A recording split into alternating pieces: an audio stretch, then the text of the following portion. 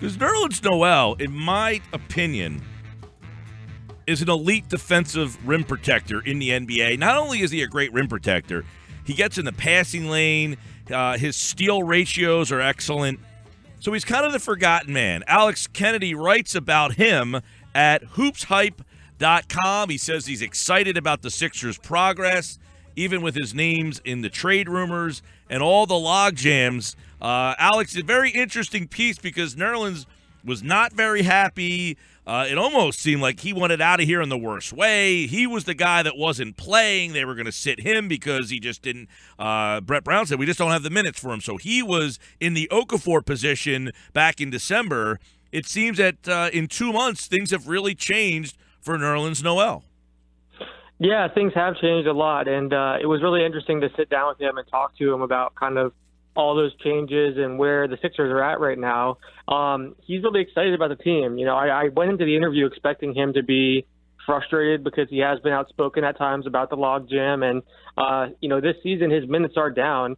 He started playing a little bit more with the Embiid injured and Okafor being shocked, but his minutes are down this year significantly. But instead, and right away in the interview, he talked about how it feels like a whole new culture in Philadelphia this year. And he was praising the fans mostly. He was, talking about how their attitude and their grittiness kind of helps the team and that it feels like a whole different atmosphere in the Wells Fargo Center.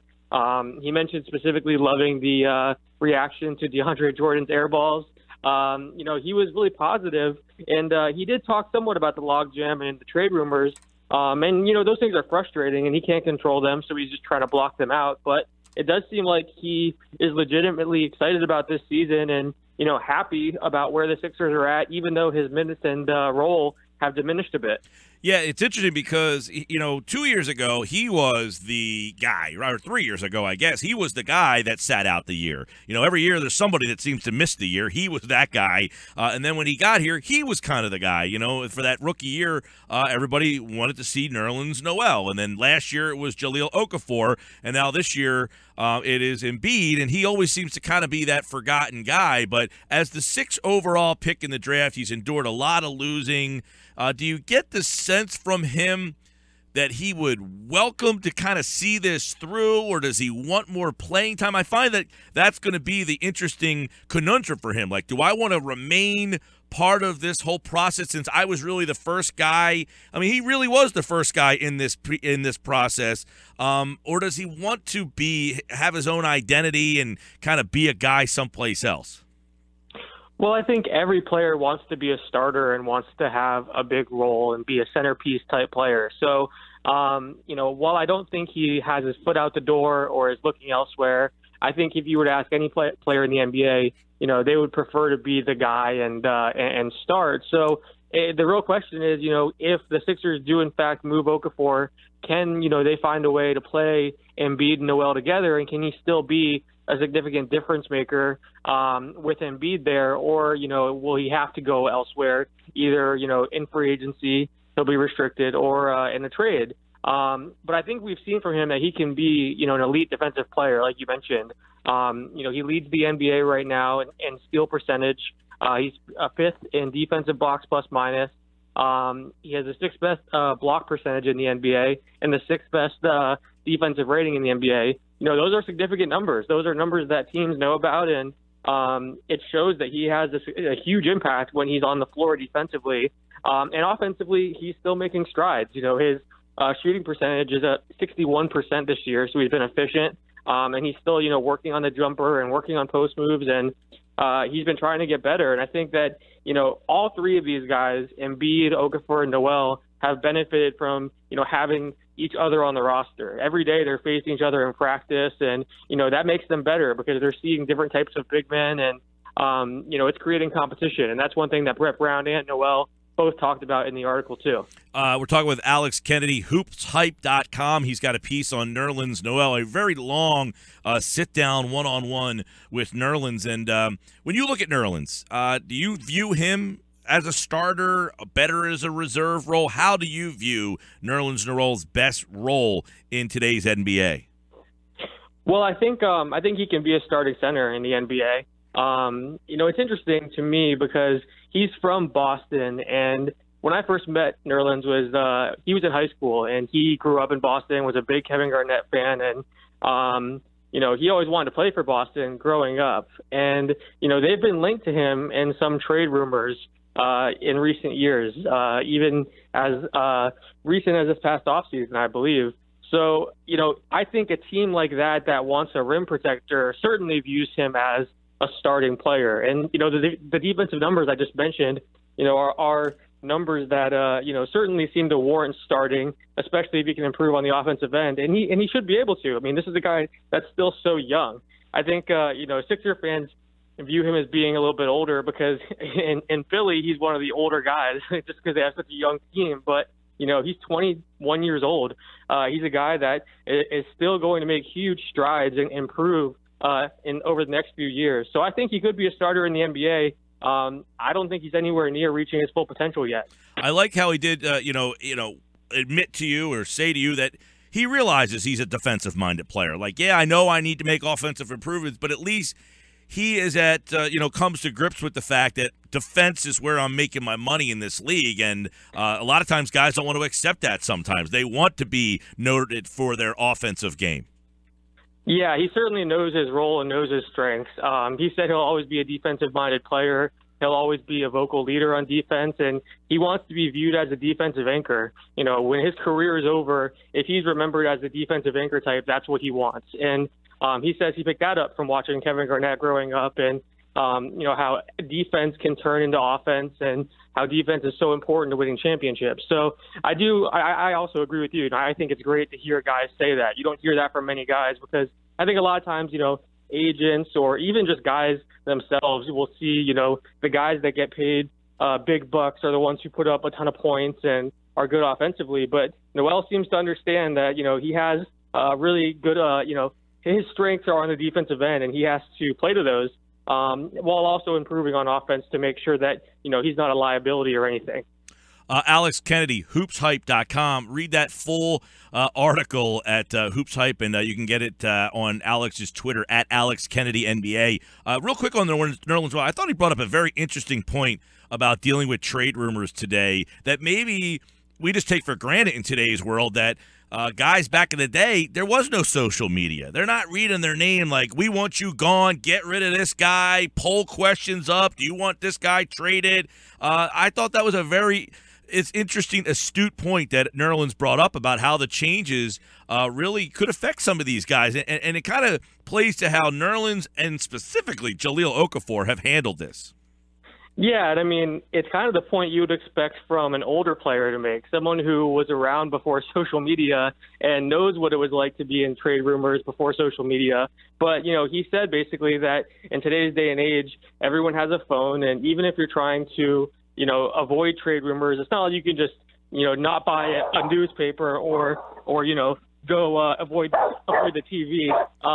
It can pop up on your phone. You can get notifications. It's everywhere. So right. I thought that was really interesting, too.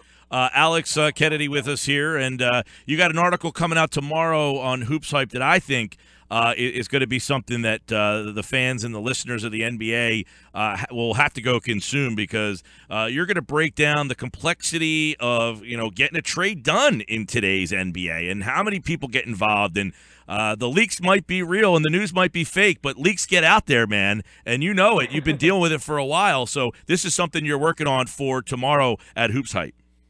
Yeah, I'm really excited about it. I talked to 3 general managers and about 15 different executives. I think today with NBA 2K and fantasy basketball and things like that, a lot of fans think that one GM will just call another GM and that's how a trade gets done. But that's not the case. There's assistant GM, there's lower level executives, there's cap experts, owners get involved sometimes. Sometimes coaching staffs are involved in the discussion. So I want to talk about all of that, and then also how rumors leak, why sometimes teams will float things out to the media or agents will put things out. There's just so much behind the scenes that I think people don't know about, and I didn't even know about until I started going down, this path and working on this article. So I'm really excited about it. There's a lot of misconceptions about trades in the NBA, and I was trying to kind of break those things down in this article that'll go online tomorrow. Yeah, and that's an interesting point about the leaks, because there's so many times, especially here, okay, I think it's a great example of what just is going on here. Joel Embiid It gets out from Derek Bodner, who's a local reporter here who covers the Sixers, that that he has a torn meniscal, a very minor meniscal tear. The Sixers never told us that. Do they leak that out as a way to say, well, this is why he's not playing, because people think they're holding him out for, conspiracy reasons, all those leak types of things, like when the team decides we want to tell somebody and who they pick to get to leak that. For instance, last night, Keith Pompey from the Inquirer has the story that Ben Simmons' foot's not healed all the way. Well, that news was from January the 23rd. Why does it come out today? Those things are very interesting, I think, to the fans. Yeah, it's really interesting. And whenever there's a leak or a report like that comes from an anonymous source, I always try to see, who stands to benefit from putting that out there. And you see it in trade rumors a lot where, let's take Jimmy Butler as an example. I talked to a few different executives that, named this specifically whenever I was doing the research for this article. Over the offseason and around the draft, there were rumors that Chicago was shopping Jimmy Butler. They were putting Jimmy Butler's name out there and, mentioning him in all these different trade discussions. Well, that may have been the case, but teams were making sure that it was put out there because they were trying to put some, distrust between Jimmy and the front office. They want Jimmy Butler. There's a number of teams, the Boston Celtics, the Denver Nuggets, plenty of teams would love to have Jimmy Butler on their roster. So putting those things out there and making, the player think that he's being shopped can only, help those teams because eventually he could become disgruntled. He could ask for a trade. So teams do that kind of stuff occasionally. And then when it comes to things like you're talking about, sometimes I think it is to save face or to make an excuse. And sometimes it's not even that calculated. Sometimes it could just be, a person has a relationship with a player or an agent and, they're just talking, something comes up and it's like, oh, wow, I didn't know that. That hasn't been reported yet. Sometimes it's very calculated and there's an agenda and someone has something to gain. Sometimes it's just news takes a while to get out. So it's really interesting. I think it happens way more when it comes to trades and free agency, and there's a lot more, strategy behind it in those scenarios, though. Yeah, and with the Okafor stuff, a lot of people this week have been on the show talking about how they've seen people get, sat for trades. Like the framework of a deal is mapped out. We're just dotting the I's and crossing the T's, but never a DNP trade rumors. What a bizarre situation that is, where it's just coach's decision because your name is bringing up, and they're brought up in trade rumors. And some people speculated, Alex, that the Sixers sat him so that other teams, the perception was that a trade was close to drum up some interest in him, and that there was no interest, and hence he's back on the court. Do you buy that? It's possible. You never know. I mean, like you said, usually whenever a player gets sat out, it means that a deal is close or done. So maybe the Sixers were trying to put it out there and make teams think that they were on the verge of, closing on a deal. That way, other teams that maybe had been in the mix or had discussions call up and suddenly increase their offer. But it doesn't seem like that was the case. If that was their goal, then, they didn't trade him, obviously, so it didn't necessarily work. But I do like how they've been very transparent with Okafor throughout this process. I had multiple sources telling me that when they sat him down for that first game, they told him the team that they were talking to. And that's pretty rare in the NBA. They told him we're talking to Portland, Denver, Chicago, and New Orleans. And Brett Brown had that conversation with him. Right now around the NBA, pretty much every player doesn't really know what's happening. They don't know if their name is coming up in trade rumors. They don't know, what teams are discussing them. Players are very much left in the dark, as are agents. So for them to sit him down, but then also tell him and be transparent with him about the different teams and negotiations going on, whether or not, it was a ploy or not, I thought it was good that they were at least, keeping him in the loop. Real quick, you can give us a yes or no. Noel, you think he's here after the deadline? Yes. Simmons not going to be traded, but do you think he'll play? Yes, sometime this year. Embiid? Yeah, he'll come back, I think. How about Okafor? I think he'll be traded. Yeah, I think Chicago and New Orleans are the two teams to watch. Obviously Portland and Denver, they made a trade involving centers the day after Okafor first got sat down and, told about those trade talks. So Chicago, New Orleans, those are some teams that are looking to make moves. And change things up a little bit. So I don't know if Chicago is also known for waiting until the very last second with trade discussions. Right. They wait till the last hour. So I think those talks could still come back, and we could see a trade. Ilyasova. I think he's still on the team. It's possible they move him. Anytime you're a team that, is lower in the standings and you have veterans, rival executives are going to circle your team like a vulture and try to, pick off veterans. Orlando is having the same thing happen to them right now. But I think he'll stay on the team. He's been playing well this year, and he's a good presence to have around those guys. Seems like he'd be a good fit to replace Love for a couple of weeks, but they just have – you need a third team to get involved in that situation.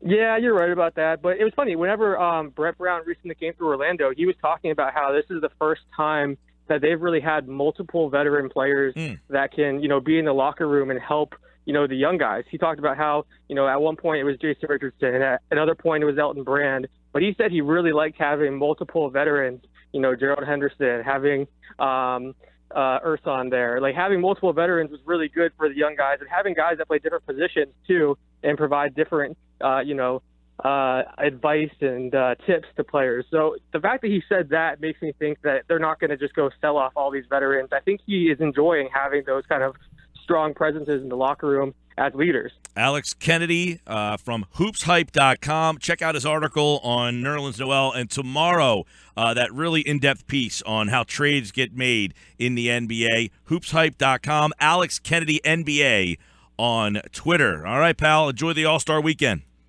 Thanks a lot. Take care.